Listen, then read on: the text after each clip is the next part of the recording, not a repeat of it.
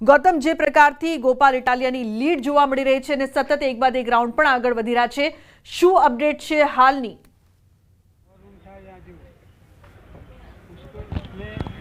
जी बिल्कुल विसावदરની વાત કરીએ તો વિસાવદરની અંદર જે કશ્મકશનો જંગ હતો તે સીધો જોવા મળતો હતો। જ્યારથી ચૂંટણી જાહેર થઈ તે પહેલાં જ આમ આદમી પાર્ટીએ તેમના ઉમેદવાર ગોપાલ ઇટાલિયાને જાહેર કરી દીધા હતા અને ત્યારબાદની આ ચૂંટણી પ્રક્રિયા જે છે તે જોવા મળી હતી અને તેમાં પણ ગોપાલ ઇટાલિયાએ તમામ સ્થળોએ જે પ્રચાર પ્રસાર કર્યો હતો અને તેમાં પણ તેમણે કાઠું કાઢ્યું હતું। પરંતુ વાત એ છે કે જે પ્રકારના જે રૂઝાન આવી રહ્યા છે, જે પ્રકારના 4 થી 5 રાઉન્ડ હતા તેમાં ભારતીય જનતા પાર્ટી આગળ હતી। ત્યારબાદના જે પરિણામો જે સામે આવી રહ્યા છે, એટલે કે જે એક બાદ એક રાઉન્ડ સામે આવી રહ્યા છે તે અંતર્ગતની વાત જોઈએ તો તેમાં ગોપાલ ઇટાલિયા જે છે તે મેદાન મારી રહ્યા છે। એટલે કે સીધી ટક્કર જોવા મળતી હોય તો આમ આદમી પાર્ટી અને ભારતીય જનતા પાર્ટીની વિસાવદરની અંદર જોવા મળી રહી છે। ગોપાલ ઇટાલિયા સ્પષ્ટ રીતે આગળ વધતા જોવા મળી રહ્યા છે, એટલે કે જીત નિશ્ચિત તરફ તેઓ આગળ વધી રહ્યા છે। આ પ્રકારના પરિણામો જે છે તે વિસાવદરની બેઠક ઉપરથી જોવા મળી રહ્યા છે અને આ જ પ્રકારની સ્થિતિ જે છે તે વિસાવદરની પણ જોવા મળી રહી છે। ત્યારે હવે જોવાનું એ રહે છે કે આગામી જે 17 રાઉન્ડ પૂરા થઈ ચૂક્યા છે ત્યારે 4 રાઉન્ડમાં જે છે તે કોણ બાજી મારે છે તે ઉપર સૌ કોઈની નજર મંડરાયેલી જોવા મળી રહી છે। જી બિલકુલ ગૌતમ, જે પ્રકારથી વિસાવદર હોય કે પછી કડી, સૌ કોઈની નજર છે કે કોણ બાજી મારશે, કેટલા સમયમાં પરિણામ સામે આવે તેવી શક્યતા, અને કડીની પણ શું કહી શકાય કે જે પ્રકારથી જે ગણિત જોવા મળી રહ્યું છે, શું લાગી રહ્યું છે? जी कड़ी विधानसभा બેઠકની વાત કરીએ તો કડી વિધાનસભા બેઠકની અંદર ભારતીય જનતા પાર્ટી આગળ ચાલી રહી છે, પરંતુ જે હાર જે છે તે કોંગ્રેસે સ્વીકારી લીધી છે અને કડી જે કોંગ્રેસના ઉમેદવાર રમેશ ચાવડા આપણી સાથે, તેમની સાથે વાત કરીશું। પરિણામો એક બાદ એક આવી રહ્યા છે, 17 રાઉન્ડ જેટલા પૂરા થઈ ચૂક્યા છે। આપ જ્યારે વાત કરતા હતા આપણી સાથે ત્યારે તમારું કહેવું હતું કે આ પરિણામો જે જોઈ શકાય છે તે પ્રકારના નથી, પરિણામ પર તમે આક્ષેપ કરી રહ્યા છો, કેવા પ્રકારનો આક્ષેપ છે, શું માનો છો? પરિણામ જે આવે છે એ વ્યાજબી છે જ નહીં। અહીંયા પહેલા જ રાઉન્ડથી જે અમારા ચોક્કસ ગામો છે, જે અમને જે ત્યાંથી શરૂઆત થાય ત્યાંથી જ અમને મત, ત્યાંથી અમે વિન થઈને નીકળતા હોઈએ છીએ, જે અમે પ્લસ થઈને ત્યાંથી નીકળીએ, એવા તમામ ગામોમાં એક જ ટાઈપનું ચાલ્યું। 2000 મને મળે, 4000 એમને મળે, 2000 મને મળે, 4000 એમને મળે। 4-5 રાઉન્ડ એવા થયા કે જેમાં 2000 મને, 4000 એમને, એક ચોક્કસ જ, ના કોઈ આમ થયું કે ના તેમ થયું। આવી રીતે એક હમણાં હું બહાર નીકળ્યો પહેલાં મને 700 મત મળ્યા, બૂથમાં મને 700 મત મળ્યા રાઉન્ડમાં, અને સામેવાળાને ભાજપના કેન્ડિડેટને 7000 મળ્યા। તો એવું કામ, એવું એમનું અહીંયા કોઈ ઓળખતું છે નહીં, એ તો 15 દિવસથી જ બજારમાં આવ્યા છે। સ્થાનિક લોકો જે ભાજપના 74 વર્ષથી અહીંયા કામ કરી રહ્યા છો, એ પ્રકારની વાત તમે કરી રહ્યા છો, ક્યાં કચાશ રહી કોંગ્રેસની અને ક્યાં પરિણામની કચાશ રહી કે જેના કારણે આ પ્રકારનું પરિણામ તમારે જોવું પડ્યું, હારનો સ્વીકાર કરવો પડ્યો?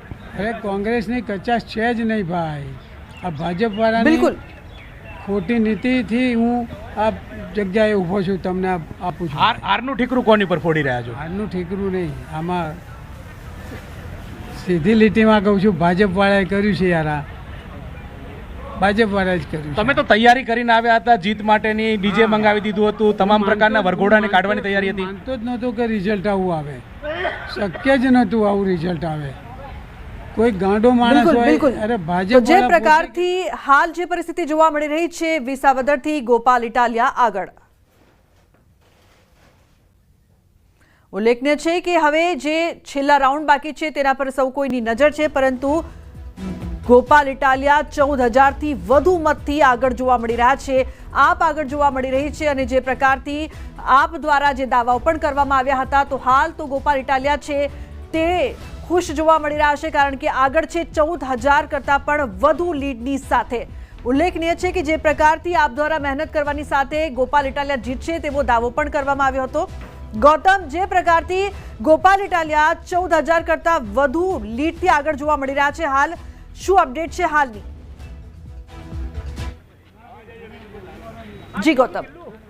જી બિલકુલ, વાત કરીએ તો વિસાવદર વિધાનસભા બેઠકની જે ચૂંટણી જે છે તે જોઈએ તો સતત 17 રાઉન્ડ પૂરા થઈ ચૂક્યા છે. હવે 4 જેટલા રાઉન્ડ બાકી છે. 14,000 જેટલા મતોથી ગોપાલ ઇટાલિયા જે છે તે આગળ ચાલી રહ્યા છે. એટલે કે આમ જોવા જઈએ તો આ બેઠક જે છે તે એટલા માટે મહત્વની છે કે આ બેઠક ઉપરથી એક મુખ્યમંત્રી જે છે તે ભારતીય જનતા પાર્ટીને મળ્યા છે. ભારતીય જનતા પાર્ટીએ જ્યારથી પેટા ચૂંટણીની જાહેરાત થઈ ત્યારથી એડી ચોટીનું જોર લગાવ્યું હતું. ભારતીય જનતા પાર્ટીએ તમામ પ્રકારના જે પ્રચાર પ્રસાર જે છે તે કર્યા હતા, પરંતુ જે પ્રકારના પરિણામો અત્યારે હાલ જોવા મળી રહ્યા છે તે સ્પષ્ટ રીતે જોવા મળી રહ્યા છે કે મહત્વની વાત સાથે તે છે કે આ જ્યારે વિસાવદરની ચૂંટણી હતી ત્યારે પ્રચાર પ્રસારની વાત કરીએ તો તેમાંથી જે ઇકો ઝોનનો મુદ્દો જે છે તે સૌથી મહત્વનો મુદ્દો રહ્યો હતો અને તેના કારણે મતદારોનો મિજાજ જે છે તે આમ આદમી પાર્ટી તરફ જોવા મળ્યો હોય તે પ્રકારના રૂખ જોવા મળી રહ્યા છે. એ જ રીતે ખેડૂત વિસ્તાર જે છે તે વિસાવદરને જોવામાં આવતો હોય છે અને ખેડૂત જે લોકો જે છે તેમણે પણ ભારતીય જનતા પાર્ટીને સમર્થનના બદલે આમ આદમી પાર્ટીને સમર્થન કર્યું હોય તે પ્રકારની વાત છે.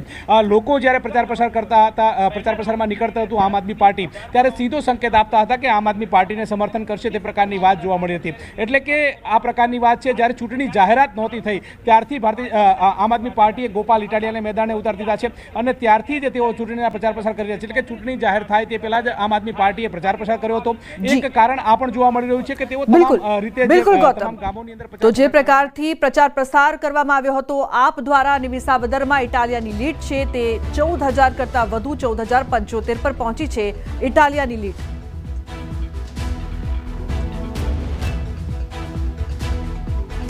તો મહત્વપૂર્ણ સમાચાર, અત્યાર સુધીમાં 1,28,583 જેટલા મત છે તે મળ્યા છે. હાલ ઇટાલિયાની જો વાત કરવામાં આવે તો તેઓ જીત તેમની લગભગ નિશ્ચિત માનવામાં આવી રહી છે. વિસાવદરમાં ઇટાલિયાની જીત નિશ્ચિત માનવામાં આવી રહી છે.